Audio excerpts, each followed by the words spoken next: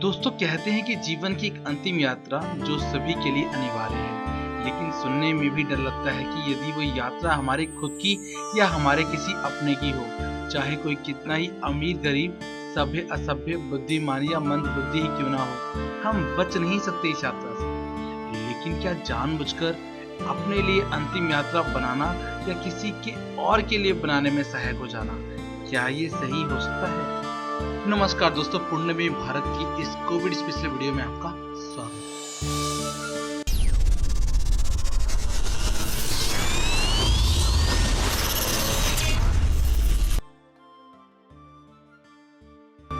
दोस्तों हमारे छोटे से आलस या जाने अनजाने में की जा रही गलतियों के लिए यहाँ कोई कंट्रोल प्लस जेड या अंडू नहीं है। जाने अनजाने हम कई बार कह देते हैं जो होगा देखा जाएगा, लेकिन इसके बाद देखने को कुछ बचता ही नहीं है।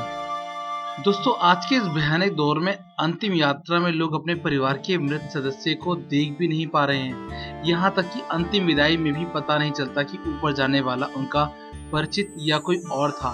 पहली बार है जब ऊपर वाला भी अपने द्वार बंद करके बैठा है। हम सोच भी नहीं सकते हैं कि कितनी बड़ी त्रासदी जैसा है।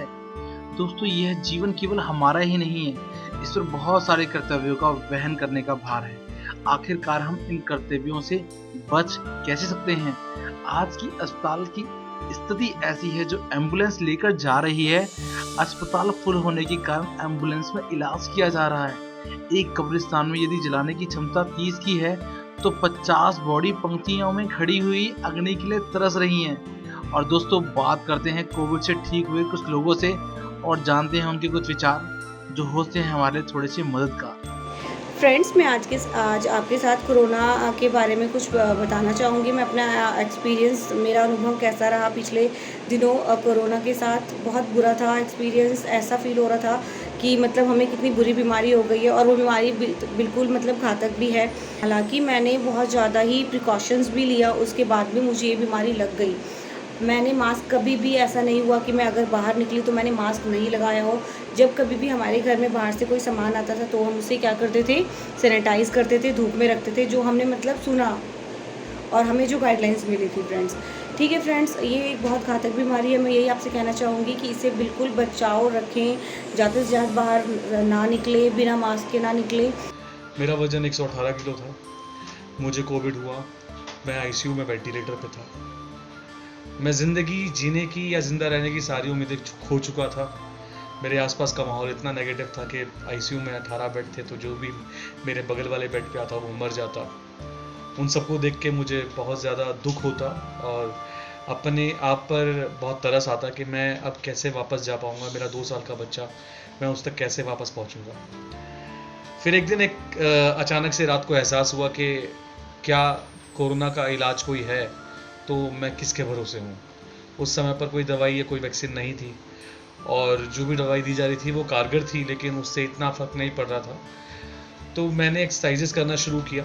मैं बेड पर ही था और बेड पर ही मैंने ब्रीदिंग एक्सरसाइज करना शुरू किया, गुब्बारे फुलाने की कोशिश की और अपने फेफड़ों को दोबारा से रिकवर करने के लिए पेट के बल लेटने की कोशिश की, जिसके परिणाम स्वरूप मैं 3 से 4 दिन के अंदर वापस बिना ऑक्सीजन मास्क के, बिना ऑक्सीजन सपोर्ट के वेंटिलेटर से नॉर्मल वार्ड में गया, और 1 दिन के अंतराल के बाद मेरे को वहाँ से छोड़ दिया गया। ये थी मेरी स्टोरी। Thank you. दोस्तों, कोविड से जुड़े सुरक्षा नियमों के पालन करने के साथ साथ यह भी ज़रूरी है कि हम सब वैक्सीनेशन करवाएं। कुछ लोगों ने वैक्सीनेशन से जुड़ी कई भ्रांतियां समाज में फैला रखी हैं। हमारा ये फर्ज बनता है कि हम गवर्नमेंट द्वारा जारी गाइडलाइंस को पढ़ें और दूसरों को भी समझाएं। साथ ही अगर बात रिस्क की है तो लाखों में एक का रिस्क ऑक्सीजन के लिए हॉस्पिटल में तड़पते उन कई लोगों के मुकाबले लाख गुना कम है। इसीलिए वैक्सीनेशन से डरे नहीं। और यह भी जानना ज़रूरी है कि वैक्सीनेशन के बाद अगर कोई आदमी इन्फेक्ट होता है तो वैक्सीनेशन सिवियरिटी से उसका बचाव करता है। वैसे भी इस बीमारी का कोई इलाज नहीं है, इसीलिए एकमात्र उपाय बचाव है, और बचाव का सबसे पहला ऑप्शन वैक्सीनेशन है। इसलिए कृपया सभी वैक्सीनेशन कराएं और इस बीमारी को रोकने में सरकार की और स्वयं की सबकी मदद करें। और दोस्तों ज्ञान और बचाव के लिए जानते हैं कोविड वायरस को थोड़ा गहराई से। दोस्तों कोविड-19 एक ऐसी नई बीमारी है जो नए कोरोना वायरस SARS-CoV-2 की वजह से होती है, जिसे इंसान में पहले कभी नहीं देखा गया। कहा जाता है कि इस वायरस की उत्पत्ति वुहान नामक शहर जो कि चाइना में है से हुई। वैसे तो कोरोना वायरस के बहुत से प्रकार हैं और इनमें वह भी शामिल है जो आमतौर पर ऊपरी श्वसन तंत्र, नाक की गली और कंठ में बीमारी को पैदा करता है। यहाँ कोविड-19 में CO कोरोना के लिए, VI वायरस के लिए और D डिसीज के लिए है। और दोस्तों 19 दिखाता है कि ये बीमारी 2019 से आई। और दोस्तों अब जानते हैं आखिरकार यह फैलता कैसे है। दोस्तों कोविड-19 से संक्रमित व्यक्ति जब खांसता है, छींकता है या सांस छोड़ता है तो उसके नाक या मुंह से निकली छोटी बूंदों से यह रोग हवा के माध्यम से दूसरों में फैलता है। ये बेहद नन्ही होती हैं बूंदें जो व्यक्ति के आसपास की दूसरी चीजों, सतहों पर गिर जाती है और दूसरा व्यक्ति इसके संपर्क में आ जाता है। और संपर्क में आने के बाद अपने मुंह, नाक या आंख को छूने के कारण ही कोविड-19 जैसी बीमारी से वो संक्रमित हो जाता है। और दोस्तों अब एक सबसे इम्पोर्टेंट बात ये उठती है कि कोविड-19 के खतरे को कम करने के लिए मैं या फिर मेरा परिवार क्या कदम उठा सकता है। तो दोस्तों सबसे पहले इससे बचने के लिए जो भी इंडियन गवर्नमेंट, भारत सरकार कोविड की गाइडलाइंस जारी करती है उसका अच्छे से पालन करना चाहिए। यदि कोई नियम तोड़ता दिखे तो संभव हो तो अवश्य समझाएं उसे। यदि संभव हो तो एक निश्चित दूरी बनाकर रखें, विशेषकर बीमार लोगों से नजदीकी संपर्क से बचें। अगर आप बीमार हैं तो इलाज करवाने के अलावा घर पर ही रहें। खांसी करते समय या छींकते समय कोहनी के अंदरूनी हिस्से से मुंह को ढकें या टिश्यू पेपर का उपयोग करते हैं और ध्यान रहे उपयोग करने के बाद उसे डस्टबिन में फेंक दें।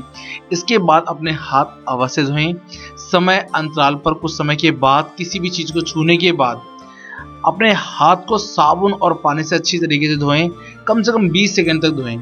खास तौर पर नाक को साफ करने के बाद, खांसने या छींकने के बाद, शौचालय के प्रयोग के बाद और भोजन बनाने या खाना खाने से पहले जैसी एक्टिविटी की। ये काम आपको जरूर करना है, हाथ को जरूर धोना है।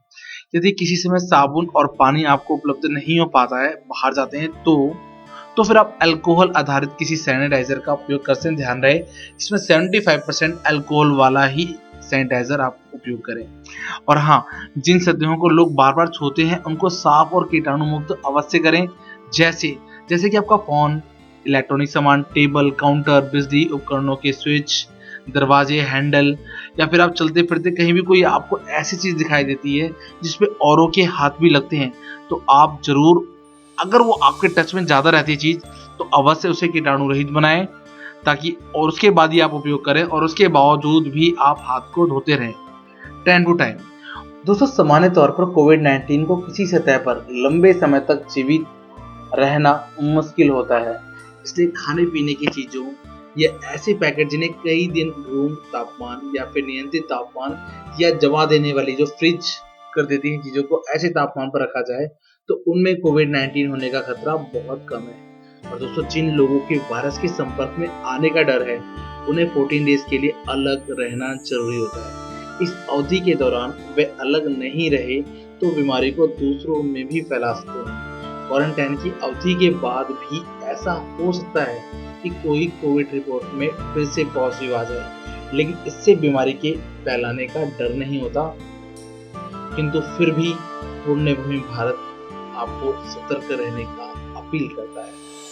और दोस्तों इसके साथ साथ एक बात और, आपके मन में भी एक सवाल जगता होगा कि आखिर बहुत हो लिया, बहुत आखिर कब तक। और दोस्तों आखिर कब तक चलेगा ये कोविड और क्या है इसका मुख्य उपाय हमारे लिए। तो दोस्तों कुछ इम्पोर्टेंट बात मैं आपको बताने वाला हूँ जिसका आपको रखना है बहुत ज़्यादा ध्यान। और क्या क्या होती है बात दोस्तों, अभी के लिए इसका जवाब देना बहुत मुश्किल होगा कि आखिर ये कब तक चलेगा। बस स्वयं को बचा कर रखें जितना संभव हो सके। फिलहाल वैक्सीनेशन ही हमारे हाथ में है, अवश्य कराएं अगर आपके पास इसका मौका है तो। अगर आप इसके लिए एलिजिबल हैं तो अवश्य कराएं। और जो आपको पहले से बेहतर बनाने का प्रयास करेगा वो वैक्सीनेशन ही है, क्योंकि आपकी इम्यूनिटी पावर को बढ़ाएगा। तो फास्ट फूड, नॉन वेज को दूर से बल्कि बहुत दूर से कर दीजिए टाटा बाय बाय। काढ़ा, हल्दी दूध, विटामिन सी अवश्य लें, योग अवश्य करें, बाहर जाने से बचें। यदि जाना जरूरी है तो मास्क अवश्य पहने, बढ़िया मास्क का प्रयोग करें। 2 मास्क भी उपयोग में लिए जा सकते हैं दोस्तों। और जिनमें आपकी नाक और मुंह प्रॉपर अच्छे तरीके से कवर हो। दोस्तों, विशेषज्ञों के अनुसार आने वाला समय अधिकतम चरम सीमा पर हो सकता है। आपके पास थर्मामीटर के साथ साथ ऑक्सीमीटर भी होना चाहिए।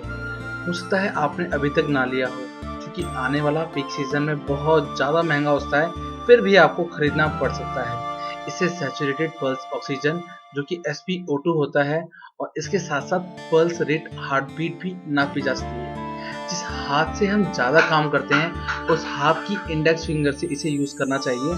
यह सैचुरेटेड पल्स ऑक्सीजन परसेंटेज में होती है। यदि 94 से ज़्यादा है तो ये सही माना जाता है। इसके साथ साथ पल्स रेट भी देखी जाती है। ये 60 से 90 तक होती है। यदि व्यक्ति ठीक है तो खांसी जुकाम आदि से बचने के लिए स्टीमर भी अवश्य रखें। PCM anti acid tablet, anti allergy tablet आदि भी रखनी चाहिए आपको, लेकिन लें उसको डॉक्टर की सलाह पर ही। ध्यान रहे विटामिन में C व जिंक की कमी बिल्कुल ना हो पाए। सबसे महत्वपूर्ण बात दोस्तों, डरो मत, सतर्क रहो, सकारात्मक रहो और प्रभु में विश्वास रखो। बहुत जल्द सब कुछ अच्छा होगा। वो मालिक है, सब कुछ संभाल लेगा। जो कभी रोशनी दूर तक न दिखे, जिंदगी में कभी जिंदगी कम लगे, जो कभी आदमी से डरे आदमी, जो दिलों में कभी प्यार की हो कमी, भटके न तेरा इंसान, भटके न तेरा इंसान, कोई रास्ता निकाल लेना, मालिक संभाल लेना, हमको संभाल लेना, हिम्मत हमें तू देना, मालिक संभाल लेना।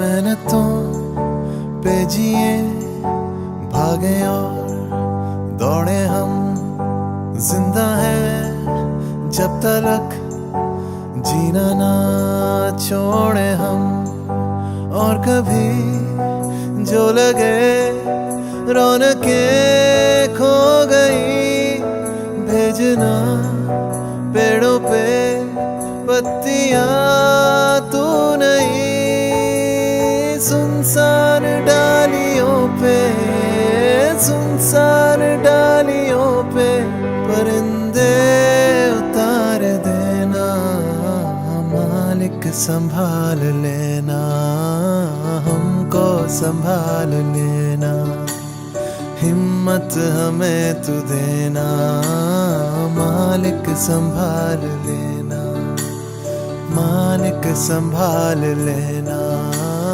हमको संभाल लेना, हिम्मत हमें तू देना, मालिक संभाल लेना।